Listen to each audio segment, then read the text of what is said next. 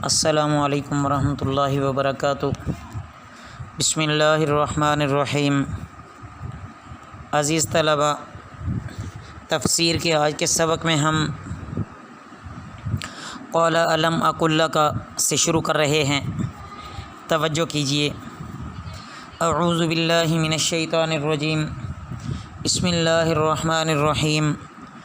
قال الم، اس نے کہا کیا نہیں، اقل لک، میں نے کہا تجھ سے، انک لن تستطیع، بے شک تو ہرگز نہ کر سکے گا، معی، میرے ساتھ، صبرا، صبر۔ قال ان سألتک، اس نے کہا اگر میں تم سے پوچھوں، عن شیء، کسی چیز سے، بعدہا، اس کے بعد، فلا تصاحبنی، تو مجھے اپنے ساتھ نہ رکھنا، قد بلغت، البتہ تم پہنچ گئے، من لدنی، میری طرف سے، عذراً، عذر کو۔ فانطلقا، پھر وہ دونوں چلے، حتیٰ، یہاں تک کہ، اذا اتیا، جب وہ دونوں آئے، اہل قریۃ استطعما، ایک گاؤں والوں کے پاس دونوں نے کھانا مانگا، اہلہا، اس کے باشندے، فابوا، تو انہوں نے انکار کر دیا، ان یضیفوہما، کہ وہ ان کی ضیافت کریں، فوجدا، پھر انہوں نے پائی، فیہا جداراً، اس میں ایک دیوار، یرید، وہ چاہتی تھی، ان ینقض، کہ وہ گر پڑے، فاقامہ، تو اس نے اسے سیدھا کر دیا۔ قال، اس نے کہا، لو شئت، اگر تم چاہتے، لاتخذت، لے لیتے، علیہ اجرا، اس پر اجرت۔ قال، اس نے کہا، ھذا فراق بینی و بینک، کہ یہ جدائی ہے میرے اور تمہارے درمیان، سأنبئک، اب میں تمہیں بتائے دیتا ہوں، بتأویل ما لم تستطع علیہ صبرا، تعبیر جو تم نہ کر سکے اس پر صبر۔ مطلب یہ ہے عزیز طلباء کہ جو ہم نے گزشتہ سبق پڑھا اس میں دو باتیں ہمارے سامنے آئیں، کشتی کو توڑنا، اس میں عیبدار کر دینے کا واقعہ تھا، اور دوسرا کہ بچے کو ذبح کر دینے کا تھا، اور تیسرا یہ واقعہ ہے دیوار کا۔ بہرحال ان تینوں باتوں کا حضرت موسیٰ علیہ الصلاۃ والسلام کو حضرت خضر علیہ الصلاۃ والسلام جواب دینے لگے کہ آپ ہرگز میرے ساتھ خاموش نہیں رہ سکو گے، بس اب سنو۔ جو سب سے پہلی بات تھی کشتی والی، وہ یہ کہ ظالم بادشاہ تھا، جو اچھی کشتی ہوتی تھی وہ اس کو پکڑ لیتا تھا، تو اس لیے میں نے کشتی کا وہ تختہ توڑ دیا تاکہ یہ غریب لوگ ہیں، ان کی کشتی بچ جائے گی، تو آگے جا کر انہوں نے درست کر لی۔ تو کشتی والوں نے حضرت خضر علیہ السلام کا بہت شکریہ ادا کیا اور بڑی دعائیں دیں۔ دوسرا یہ کہ نابالغ لڑکے کو زمین پر لٹا دیا اور چاقو سے ذبح کر دیا۔ تو مطلب یہ کہ ممکن ہے کہ یہ بڑا ہو کر والدین کو بھی غلط راستے پر لے جاتا، یا یہ کوئی بہت بڑا فتنہ کھڑا کرتا اپنے والدین کے لیے۔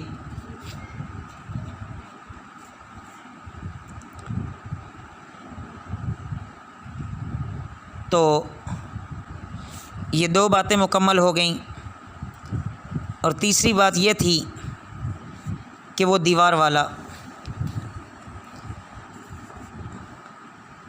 اس میں یہ تھا کہ اس دیوار کے نیچے خزانہ دفن تھا، وہ یتیم بچوں کا تھا، اگر وہ دیوار گر پڑتی تو کوئی بھی وہاں سے وہ خزانہ اٹھا کے جا سکتا تھا، تو اب وہ دیوار سیدھی کر دی، تو جب وہ بچے بڑے ہوں گے تو وہ اپنا خزانہ وہاں سے لے لیں گے۔ تو یہ تین باتیں تھیں جو حضرت موسیٰ علیہ الصلاۃ والسلام اور حضرت خضر علیہ الصلاۃ والسلام کے سامنے یہ پیش آئیں۔ تو حضرت خضر علیہ الصلاۃ والسلام نے ان کو یہ ساری بات سمجھا دی۔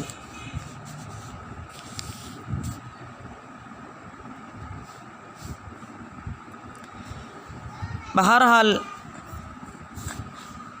آئندہ بھی مزید اگلے جو ہم ترجمہ کرنے لگے ہیں اس میں بھی بات واضح ہو جائے گی۔ دیکھیں ذرا، اما السفینۃ، رہی کشتی، فکانت لمساکین، تو وہ تھی غریب لوگوں کی، یعملون فی البحر، وہ کام کرتے تھے دریا میں، فاردت، سو میں نے چاہا، ان اعیبھا، کہ میں اسے عیبدار کر دوں، وکان وراءہم، اور تھا ان کے آگے، ملک، ایک بادشاہ، یاخذ، وہ پکڑ لیتا، کل سفینۃ، ہر کشتی، غصباً، زبردستی، واما الغلام، اور رہا لڑکا، فکان ابواہ، تو تھے اس کے ماں باپ، مؤمنین، دونوں مومن، فخشینا، سو ہمیں اندیشہ ہوا، ان یرہقہما، کہ انہیں پھنسا دے، طغیانا و کفرا، سرکشی میں اور کفر میں، فاردنا، پس ہم نے ارادہ کیا، ان یبدلہما، کہ بدل دے ان دونوں کو، ربہما، ان دونوں کا رب، خیرم منہ، بہتر اس سے، زکاتاً، پاکیزگی، و اقرب رحمہ، اور زیادہ تر قریب شفقت کے، ازرو شفقت کے، و اما الجدار، اور رہی دیوار، فکان لغلامین، سو وہ تھی دو یتیم بچوں کی، فی المدینتی، شہر میں، وکان تحتہ، اور تھا اس کے نیچے، کنز، خزانہ، لہما، ان دونوں کے لیے، وکان ابوہما صالحا، ان کا باپ تھا نیک، فارادہ، سو چاہا، ربک، تمہارے رب نے، ان یبلغا، کہ وہ پہنچیں، اشدہما، اپنی جوانی کو، ویستخرجا، اور وہ دونوں نکالیں، کنزہما، اپنا خزانہ، رحمتا من ربک، تمہارے رب کی طرف سے مہربانی، وما فعلت، اور یہ میں نے نہیں کیا، عن امری، اپنی مرضی سے، ذالک تأویل، یہ تعبیر ہے، ما لم تستطع علیہ صبرا، جو تم نہ کر سکے اس پر صبر۔ عزیز طلبہ، مطلب یہ ہے کہ حضرت خضر علیہ السلام نے یہاں پھر وہی بات دہرائی جا رہی ہے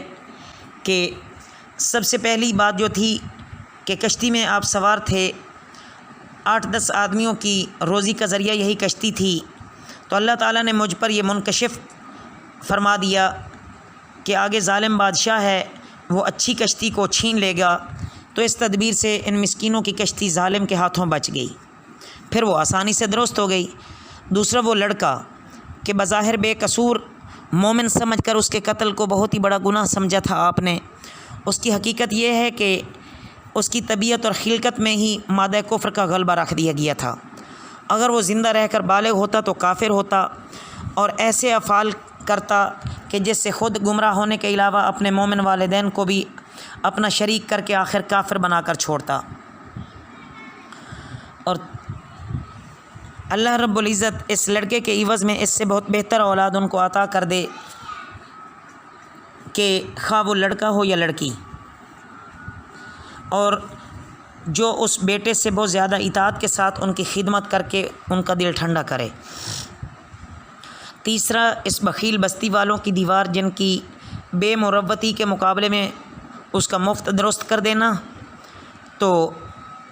وہ یہ ہے کہ وہ دیوار یتیم بچوں کی تھی، جس کے دیندار اور مومن باپ نے حلال روزی سے نہایت مشقت کے ساتھ کچھ مال جمع کر کے بچوں کے لیے دیوار کے نیچے دفن کیا تھا۔ اگر یہ دیوار گر پڑتی تو ان کے عزیز و اقارب یہ سب کچھ ہڑپ کر جاتے اور ان بیچاروں کو کچھ بھی نہ ملتا۔ یہ بچے جوان ہو کر خود ہی اس کو نکال لیں گے، لہٰذا دیوار کو درست کرنے کے لیے مجھ کو اللہ رب العزت نے مامور فرمایا۔ ان باتوں کو سننے کے بعد حضرت موسیٰ علیہ السلام حضرت خضر علیہ السلام سے رخصت ہو گئے، خضر علیہ السلام دریا کی طرف چلے گئے، اور موسیٰ علیہ السلام حضرت یوشع کو لے کر واپس آ گئے، اور بدستور اپنی نبوت اور رسالت کے فرائض کی انجام دہی میں مصروف ہو گئے۔ آپ کی زندگی ہی میں حضرت یوشع کو بھی اللہ تعالیٰ نے نبوت عطا فرما دی، تو جب موسیٰ علیہ السلام نے 120 برس کی عمر میں وفات پائی تو حضرت یوشع علیہ السلام نے ان کے قائم مقام ہو کر ہدایت، اللہ تعالیٰ کی مخلوق کی ہدایت میں تمام عمر گزاری، جو انبیاء کا فرض منصبی اور اصلی کام ہے۔ اللہ تعالیٰ ہمیں بھی ایمان اور یقین کی خالص دولت نصیب فرمائیں۔ وَيَسْأَلُونَكَ عَنْ ذِي الْقَرْنَيْنِ، اور وہ آپ سے پوچھتے ہیں ذوالقرنین کے بارے میں، قل آپ فرما دیں سأتلو علیکم، ابھی میں بیان کرتا ہوں تم پر، تلاوت کرتا ہوں تم پر، یا پڑھتا ہوں تم پر، یہ بھی کر سکتے معنی، منہ اس سے، ذکرن کچھ حال، انا مکننا لہو، بے شک ہم نے قدرت دی اس کو، فی الارض زمین میں، وآتیناہ اور ہم نے اسے دے دیا، من کل شیء ہر شے سے، سبباً سامان، فاتبع سببا سو وہ پیچھے پڑا ایک سامان کے۔